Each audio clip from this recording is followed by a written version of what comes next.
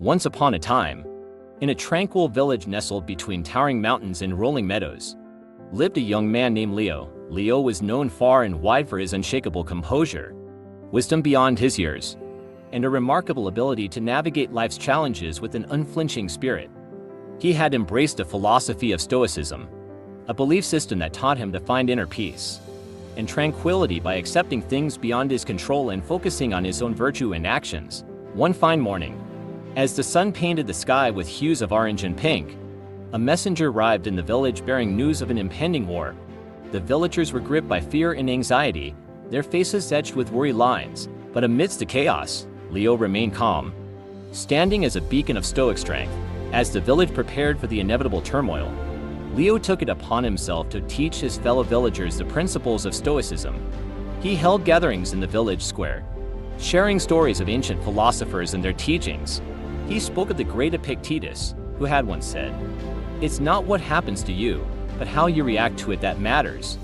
Leo explained that while they couldn't control the war itself, they had the power to control their own responses to it.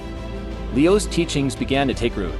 The villagers learned to channel their fears into productive actions. They started building shelters, storing food, and training to defend themselves. Through Leo's guidance, they embraced the idea that adversity was an opportunity for growth and virtue. As the war drew nearer, Leo embarked on a journey to seek counsel from an elderly sage, rumored to be living atop the highest peak of the mountains. The journey was treacherous, with steep cliffs, freezing winds, and challenging terrains. Yet, Leo pressed on, reminding himself of the Stoic principle that the path to wisdom and virtue was often riddled with difficulties.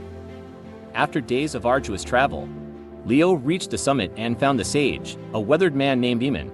Eamon welcomed Leo with a warm smile and invited him to share his journey. Leo spoke of the village, the impending war, and how he aimed to lead his people with Stoic principles. Eamon listened attentively and then shared his own story.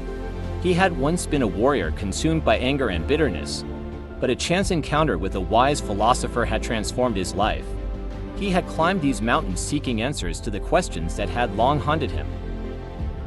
Eamon shared a final piece of wisdom. Stoicism isn't about suppressing emotions or avoiding pain. It's about acknowledging your emotions, understanding their source, and choosing how to respond. He urged Leo to embrace the balance between resilience and vulnerability, teaching the villagers that it was okay to feel fear, but to not let it control their actions. Leo descended the mountain with a heart full of newfound wisdom. He returned to the village and shared Eamon's teachings. The villagers, now even more united and prepared, faced the war with courage. They stood strong, their faces showing signs of worry, but their eyes gleaming with determination. The war was not without its losses, but the village endured. And amidst the rebuilding, Leo continued to guide his people with the principles of Stoicism.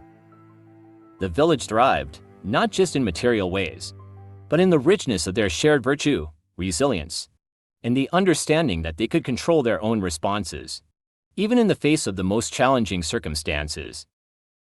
And so, the story of Leo and his village became a legend, passed down through generations as a testament to the power of Stoicism, the philosophy that had transformed fear into strength and adversity into opportunity. As we reflect upon Leo's journey and the wisdom of Stoicism, let us also consider how we can apply these principles in our own lives. How might we embrace the challenges that come our way with a calm and steady spirit?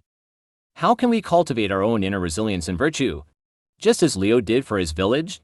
If this tale has resonated with you, I invite you to take a moment to like and share it, spreading the message of Stoicism to others who might find value in his teachings. And don't forget to subscribe for more stories of wisdom, courage, and personal growth. Together, let's embark on our own journeys of self-discovery and transformation.